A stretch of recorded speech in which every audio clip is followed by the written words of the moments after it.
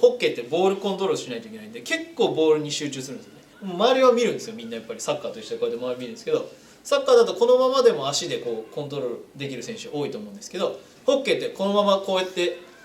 レシーブってなかなかできないんですね。絶対必ずレシーブの時はボール見る。それが短いか長いかは別として、でかつ相手いるのを見て動くんですけど、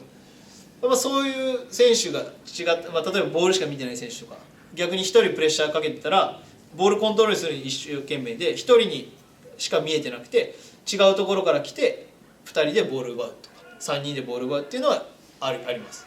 例えば1人目がこっちに自分のフォアサイドにドリブルするように誘導して、でこう入ると進路を妨害されるんでターンするんですよね。でそのターンすることにいっぱいいっぱいで見えてなくて後ろから来た選手がボールを奪うとかっていうようなことが結構試合の中であったりとかしてボールを奪う確率が上がる一つの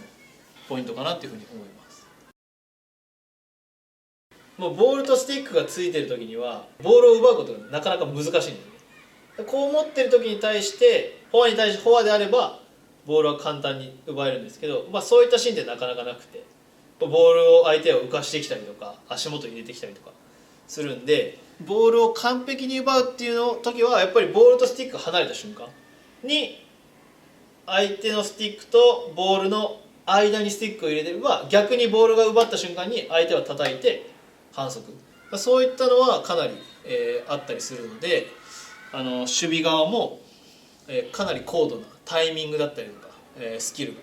大事になってくるんでボールを奪うチャンスっていうのは、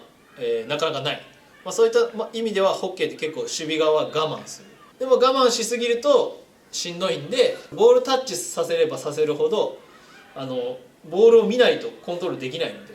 そういった時にボールをタッチすれば触るほどミスの確率って上がるんですよね。触るんでスティックを見せたりとか相手にこうプレッシャーを行くぞっていうようなフェイントをかけたりとかして、こちらから守備側からもアプローチをかける、受け身ではなくて、なのでそういったのをさせてボールを奪う。自分たちのエリアだとしたら、こういった狭い角っていうのは2人で行ったりとか、相手が足止まってる時は1対2だったりとか1対3っていうのは作りやすいと思います。なのでそういったところを、ターゲットにして狭いエリア、それこそ自分たちがこう密集してこう固めた、さらに自分たちが寄ったっていうところの、ラインがあれば結構そういった局面が多いかなと思ってて、真ん中でやるとやっぱりどこにでも抜けられるんですけど、こうやってラインを使うと、ここかここかここだけなんで一つの辺が減るんで、かつここを使えばここかここしかないんで1人2人ってどんどんプレッシャーいくっていうことが割と多いし、取れる確率がかなり高いと思います。あとはそのフォーメーションによっては取りどころっていうのが決まってて、ここに入ったらこうやって取りましょうっていうところでは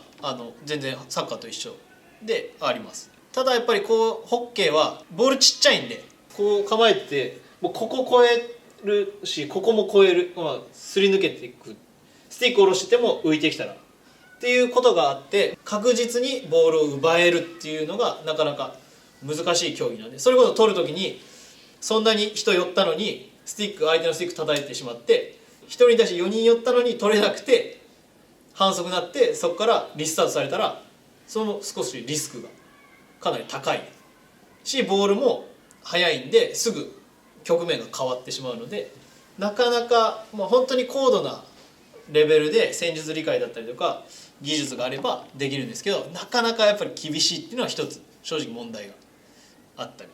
しますね。一概に全部フォワードの選手うまいなって思うかもしれないですけど、守備側も実は仕掛けてたりとかもするんで、そういったところを見てもらうと面白いかなというふうに思います。